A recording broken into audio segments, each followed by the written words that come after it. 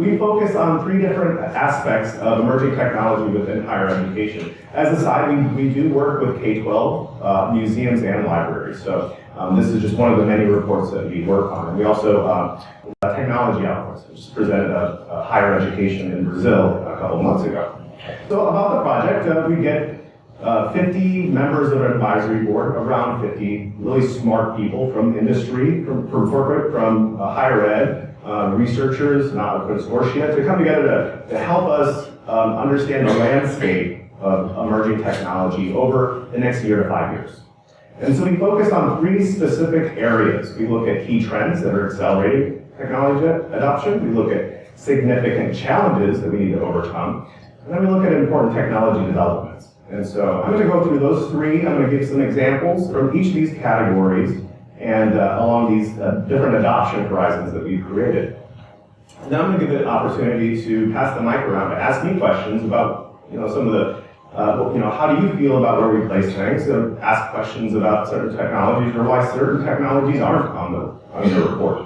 We look at short-term, mid-term, and long-term trends. So they reach maximum impact in a short amount of time, are things that are happening right now that we're having a lot of discussions about, but 5 years from now we're going to be like, well, that was something we talked about a while ago.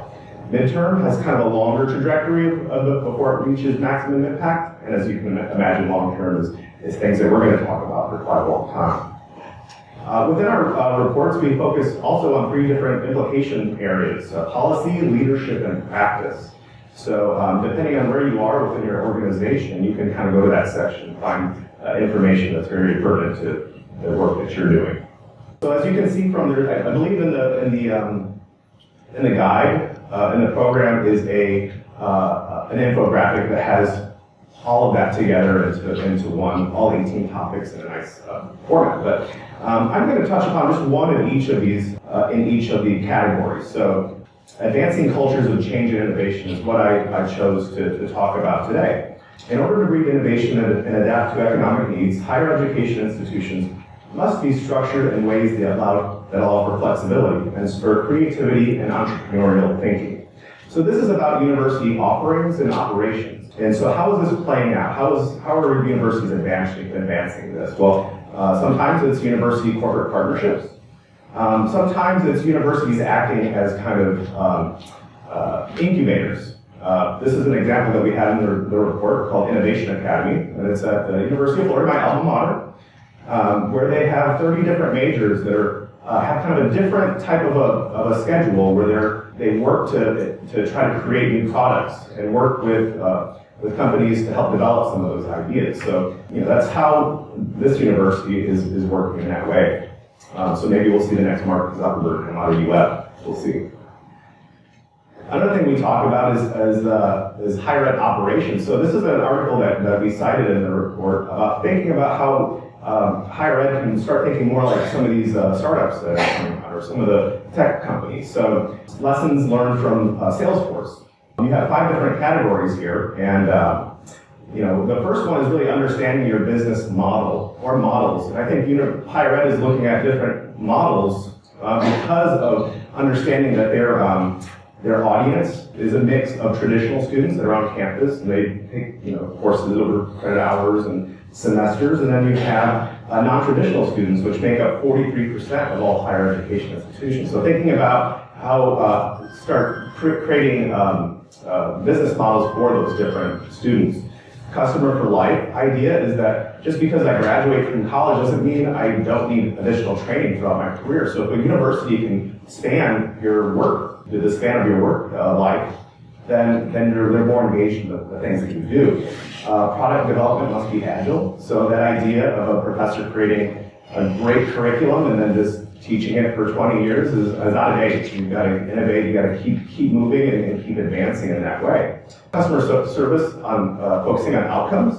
As Lewis mentioned, his kids went to Westchester U and they got a job. So, your primary interest within higher ed is getting a job. So how can a university connect you with employers? How can they connect you with corporates? How can they do that? How can they can make it easier for you to get a job? And then I won't focus too much on governance. We know working with higher ed that they don't move very quickly. So being able to make quick decisions is going to be important. higher ed institution of the future. Next is growing focus on measuring learning. In the consumer world, this is really big. Data are routinely collected, measured, and analyzed to inform companies about nearly every aspect of customer behavior and preferences. Researchers and corporations are working to design similar analytics to reveal patterns in learning-related data. So this is about not only student data, but institutional data that's being collected at a rapid rate. So institutional information, engagement data, and learning analytics kind of fall within this measurement area. So how is this playing out? This is in the report, so I was happy to see that Brightspace was one of the examples that we used within the higher ed report. This was at Victoria University in Australia. As Lewis mentioned, they're replacing a lot of LMSs because of the data analytics platform providing detailed reporting, assessment, and collaboration within that tool. So a lot of people are looking towards how to be able to measure more for LMS, and so Brightspace is a leader in that area.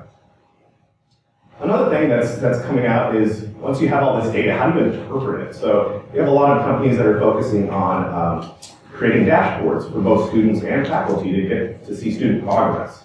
So we have Gens of R, Signals, and Campus Quads, 3 examples of that happening. And that's really, if I were to go back into graduate school, I would focus on data analytics because everyone's collecting data, but it's still trying to figure out how to get that information out and make sense of it. I think is really big right now. Next, we're looking at short-term impacts. These are things that we're talking about a lot today, but we'll move on to other topics as we progress through time.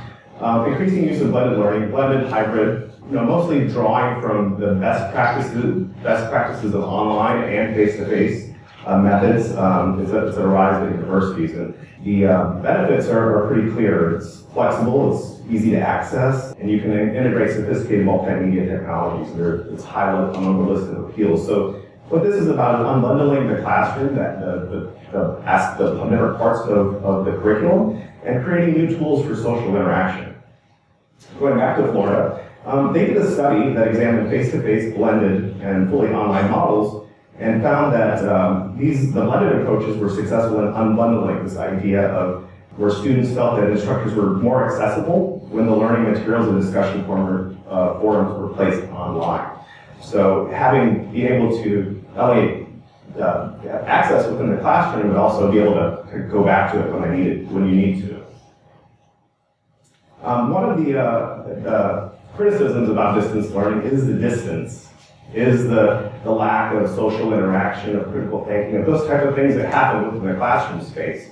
So any kind of software tools that can come out, I use VoiceSpread as an example where a professor can speak and highlight areas and switch between slides and you get that visual and that voice. I mean, this is just kind of the edge of where that's going. So, if a corporation were to think about how to make it more lifelike within an online distance learning class, then they would see a lot of interest within the higher education community. Next, we move on to our second section, which is solvable versus difficult and wicked challenges. So, to get a sense of this matrix here, the y-axis is it solvable? Yes or no? The x-axis is do we understand it? Yes or no? So, if we understand the problem and we know how to solve it, it's solvable. If we don't understand the problem and don't know how to solve it, that's what we call a wicked problem. We don't know how to define it, let alone solve it. And if it's somewhere in the middle where we do understand it, but we don't quite have the solution yet, then it falls in the difficult category. So in the solvable category, we have improving digital literacy. The traditional view of literacy as ability to read and write has expanded to encompass understanding digital tools and information. The lack of consensus on what comprises digital literacy is impeding many in higher education from formulating policies and programs. Compounding this issue is the notion that digital literacy encompasses skills that differ for students and faculty. So the challenge here is really defining the digital literacy and what does it mean for these two different players within higher ed, the faculty and the student. So there are different ways that universities and companies are working to help kind of provide additional digital literacy for both faculty and students. This is a Tools of Engagement project at the SUNY. And what it does is an online platform for faculty to collaborate and to share ideas on how to use a new pedagogy. So, and also to develop a collaborative space to work together to investigate topics like mobile apps and media production. So a lot of this is happening, work is happening online. Similarly, at Cornell University, they have a digital literacy resource for students that focuses on kind of the research side of it. So conducting research into understanding new types of intellectual property rights and additionally creating media-centric presentations. Personalized learning. So this refers to a range of educational programs, learning experiences, instructional approaches, and academic support strategies intended to address the specific needs, interests, aspirations, or cultural backgrounds of individual students. Advances such as online learning environments and adaptive learning technologies make it possible to support a student's learning path. So everyone is in agreement that we should personalize and customize things, but how do we do it? That's why this is in a difficult stage, is that we're still in the process of, there's still debate about what defines personalized learning. And there's an unwillingness of some faculty to even listen to what that means. And of course, there's privacy issues and student data issues. I know that in the vendor area, Barracuda is working on being a solution to that problem, because it's becoming, especially in Europe and other countries, that concern is much higher than in the United States, and it's still present here. There's also just lack of general research on the effectiveness of personalized learning and education. A lot of the work that's been done has been in the K-12 space, and the results are mixed. But that doesn't stop organizations from trying to address this challenge. So this is an example. This is Ex Libris, and this is I think of it as kind of the Amazon or Netflix of research. You know, holiday season, so I was doing a lot of shopping on Amazon, and I was buying. For some reason, adult coloring books are coming back as a big trend, and so I was like, okay, I'm gonna buy my friend an adult coloring books. So it's like mandalas and nature, and so on the bottom I had all these suggested things that people bought, and I was like, oh, these are much cooler than the ones that I was looking at. And it was also like colored pencils and things I hadn't thought about. I'm like, okay, great. I'm in conversation with how people are accessing this tool. And Ex Libris is a company that's working in the research space. So if I'm researching a particular topic, it gives me a list of what other people have researched in that area, and it kind of puts me in conversation and maybe spur some spontaneous ideas on, it's that idea of like walking through the stacks in a library and like, okay, you're looking for this book, you're like, whoa, this is an interesting book here. So it's kind of moving in that direction that gives us that sense of discovery that is sometimes missing if we're trying to find the exact thing that we're trying to look for. Next is wicked challenges. And so the wicked challenge we have here are just kind of what the things, different models that are disrupting higher education. New models of education are bringing unprecedented competition to the traditional models of higher ed, where students typically receive instruction by faculty or teaching assistant per credit hour over 4 years on campus. So that is the structure that has been in place for such a long time, and so we're seeing some competition to how that is happening. MOOCs really helped kind of shape that area up. And it started, within MOOCs, the rise and fall of MOOCs, we have learned a lot from that. And a lot of what we've learned is about those non-traditional students, about those people that are taking MOOCs are pretty likely to already have degrees. And so why are people going into MOOCs? And so, I think that's helping to inform these competitors that are starting to emerge and competing ideas, such as Minerva University, and there's not even a classroom for Minerva. In their initial pilot, they had a cohort of 30 students, and they basically travel around to different cities over the course of different semesters, and they do project-based activities within the city, and they engage in interactive virtual symposia and seminars. So they use online learning, and they use the city as their classroom. At Brandon University, they're focusing on competency-based education. So this idea of being able to acknowledge the skills that you've already received in other programs or through life, and apply it to your degree program. They have and you can do it through apps. So this is a CBS this morning. I'm not going to show the video for the sake of time, but talks about a student who takes courses on their free time through a mobile app and is able to speed up the amount of time it takes to complete a degree for a fraction of the cost that it takes to complete a degree. And I've been talking, we all know that higher education over the past 10 years has doubled or tripled in some cases. So that's putting a big pinch on students to come up with like, do I need a college degree or do I need this recognition? Do I need a traditional college degree or do I need this recognition so I can get to the job? So how can I get to the job faster? So these are two of the ways that are disrupting. So we're not sure where it's going to land. I think this idea of the business models we talked about, maybe there's a business model for your traditional student, maybe there's a business model for your non-traditional student. How is that going to play out? How is that going to affect learning institutions are created or they shift? Finally, I want to talk about the technologies that are highlighted in the report. We have the 1 year or less, things that are happening right now, things that there's some activity happening. And then there's a far term that there's a little bit of activity and there's still some, still some questioning about their impact on teaching and learning. So the first is bring your own device. We're all pretty much familiar with that. That was a term coined by Intel in 2009 for their staff that were encouraged to bring their own device into the classroom. And so that's kind of trickled into higher ed over the years. And that's really impacting universities in a couple ways. One, it's increasing the mobile learning capabilities, that you can learn at any time, anywhere. Learning is an activity in a place, so you can carry that with you. And the other thing is that it's impacting infrastructure within a university, because if you have to support, what we have college students spend about 3.5 hours per day using mobile phones, and on average they own about 2.7 devices. So if they're bringing 2.7 devices times however many students are in your space, that's taking up a lot of bandwidth. And that being able to supply infrastructure and power plugs too. When I was in Brazil, I took power for granted. I was just plugged in like at the airport, and I couldn't find any power plugs anywhere. And I was like, I can't get any work done. So my mobility was severely limited through that.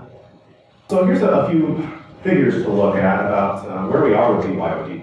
So Bradford Networks did a survey of higher education and found that 89% of respondents stated that they allow students to use their own devices on campus networks, while only 44% of K-12 respondents allow students to bring their own device. So we see within higher ed a much higher comfort level. And I don't think it was too long ago, maybe 2 or 3 years ago, where New York City public schools were allowing students to bring in their mobile phones. So I think it's the idea of switching from the idea that it's a phone to it's a mobile computer. And I think that's what the shift is going to need within K-12 space. But we're seeing a lot of that happen within higher ed moving quickly.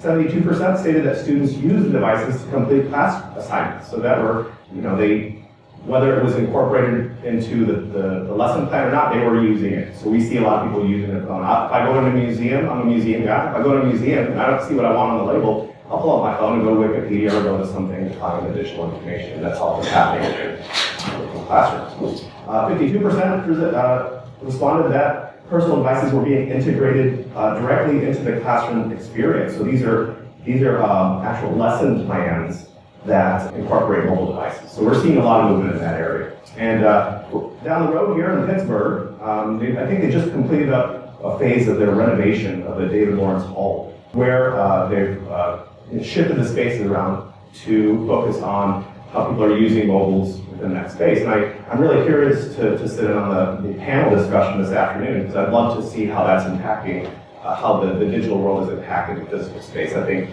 from our research, the infrastructure being able to support all those devices is a key part of that. Midterm, this is one of my favorite topics, is makerspace. Since I'm a museum guy, I love things that involve objects and making. And so in the midterm horizon, we see a lot of movement into makerspaces on campuses. And so that's kind of part of the redesigning learning spaces as well. It's like if you have a computer lab, but everyone has their own computer, what do you do with that space? If you have a library and you have books and people aren't looking at the books, and you store them somewhere else, what do you do with that space? And so a lot of universities are focusing on makerspaces as a solution to what do you do with those spaces. And also, it signals a shift in how we think about the type of skill sets that people need to have, and providing additional outlets for creativity, and using some of the newer software like 3D printers, laser cutters, 3D modeling software. The garage at USC is a makerspace where students are able to tinker around and work in that type of manner. And at Grand Valley State University, they have a technology showcase that they keep open for both faculty and students so they can work with different tools within this making environment. Lastly, I've got the FAR term. This is adaptive learning technologies is an area where the NMC has recently placed a lot of focus, and I'll explain that in just a moment. Going back to adaptive learning. Adaptive learning is a sophisticated, data-driven, and in some cases, non-linear approach to instruction and remediation, adjusting to a learner's interactions and demonstrated performance level, and subsequently anticipating the types of content and resources learners need at a specific point in time. And that specific point in time is becoming real-time feedback. And so we're thinking about this idea of this measuring learning analytics. How do we apply that into software? At the Ohio State University, one of our NMC members, they have a MOOC, a calculus MOOC, where they created Mooculus, which is something that you can add to the online class, and it gives feedback about questions. And so their question that they had was, how many questions should a quiz have? Well, it depends on, do you need more questions to get to understand the concept, or do you need fewer? And so this platform allows you to understand it. It gives you as many questions as you need to master that idea. And I wish I would have had that because I did horrible in calculus, and it was because of this one-size-fits-all idea. So Mooculus is one of the movements in that direction. Another large effort is the Bill and Melinda Gates Foundation. They're working on several projects in this area. One is the Integrated Planning and Assessment System, IPASS, and the other is the Next Generation Courseware. So in September, they announced the 7 finalists for their Next Generation Courseware. About $20 million they're devoting to that to bring these companies together. And some of our consortia, like the Open Learning Initiative at Stanford and Rice is involved too. But these 7 corporations and researchers are working together with higher institutions to help move the needle on graduation rates. Their main focus is for underserved students to progress through college. We are working with them directly. We just announced in late October, early November that we received a large grant from the Bill and Melinda Gates Foundation to help them with that effort. So we're going to be working to help create a community around all the different grantees that are involved within the different higher ed initiatives at the foundation, and be able to disseminate some of the research. So this idea of personalized learning being a challenge, not having a lot of research or examples, there's a lot of activity happening right now, and so we'll keep watching this space with the NMC because we're going to be helping to disseminate that information through conferences. We're going to be at South by Southwest EU and a number of conferences throughout the year. But that's adaptive learning is definitely, I see that as one of the topics today, and I'd love to learn more about that because that's a growing topic and interest in higher education.